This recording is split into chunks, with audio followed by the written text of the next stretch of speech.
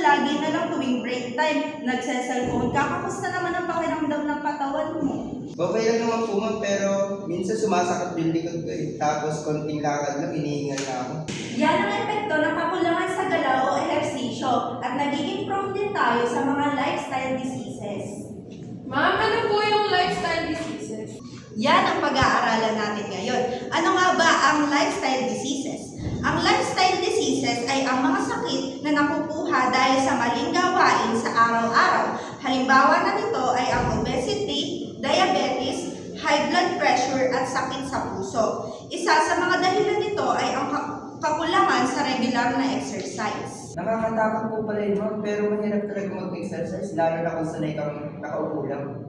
Normal lang na mahirapan sa umpisa. Hindi naman kailangan na mabigat agad ang gagawin mo o ang ehersisyo na gagawin mo. Ang mahalaga ay masimulan mo ito at paunti-unti kang makausad.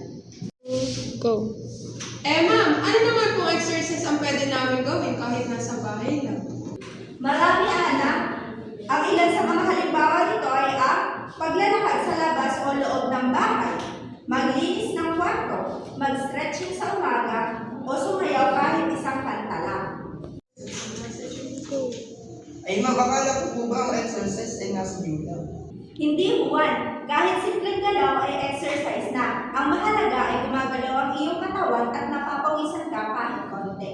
Ma'am, ilang minuto naman po sa isang araw dapat tayo mag-exercise? Kahit 15 hanggang 30 minutes lang sa araw-araw ay sapat na. Mas mahalaga kung regular at hindi kung paminsan-minsan lang.